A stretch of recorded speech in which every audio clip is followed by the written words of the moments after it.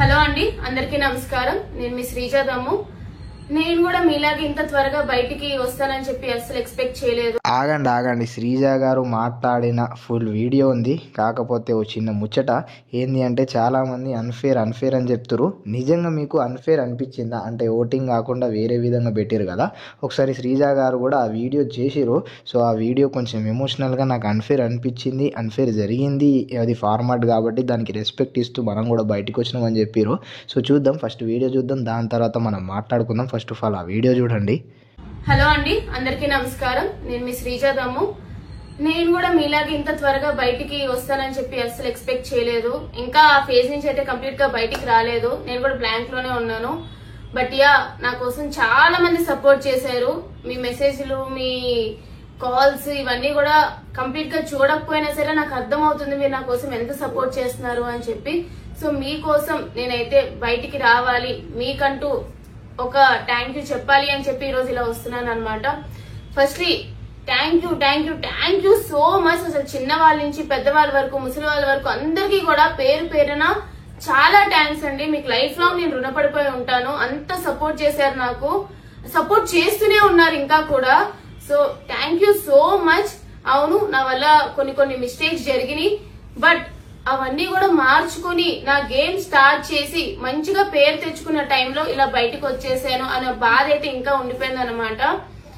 ఎవరిని కూడా నాకు ఏమిటి క్వశ్చన్ చేసి అసలు ఎందుకు ఇట్లా చేశారు అని చెప్పి అడగాలని లేదు, ఎందుకంటే ఇట్స్ షో ఫార్మేట్ అంటారు, నాకు అధికారం లేదనమాట. బట్ లైఫ్ గోస్ ఆన్ అని అనుకుంటున్నాను. It's tough, but I hope I come out strong అని అనుకుంటున్నా. బట్ నేనైతే బాగానే ఆడాను అని అనుకుంటున్నాను.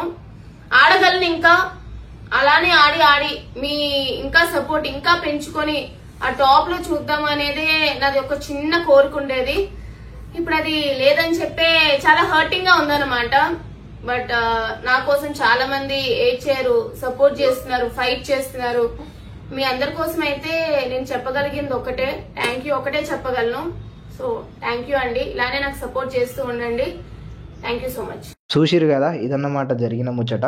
సో ఆల్రెడీ మీరు శ్రీజ గారిని గమనిస్తే తను ఇంకా పూర్తిగా రెస్ట్, అంటే ఆ జరిగిన ఎలిమినేషన్ అప్పటి నుంచి కొన్ని షూట్స్, కొన్ని ఫార్మాట్స్ అవి ఉంటాయి కాబట్టి తను ప్రాపర్గా స్లీప్ కూడా వేయలేరని అనిపించింది. నేను అక్కడ అబ్జర్వ్ చేసిన దాని ప్రకారం స్క్రీన్ మీద.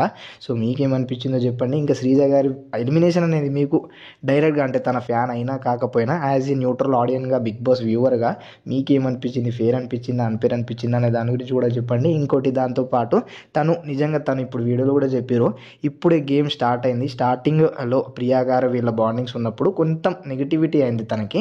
సో ఆ నెగిటివిటీ ఉన్నప్పుడు నేను ఇంకా చాలామంది మాట్లాడుకున్నాం, తను హౌస్లో ఉండడానికి, అంటే అగ్ని పరీక్షలో ఎట్లయితే చూసినామో ఆ ఫైర్ ఇప్పుడు లేదు, ఫ్లవర్ అయిపోయిందని దాని గురించి మాట్లాడినాం.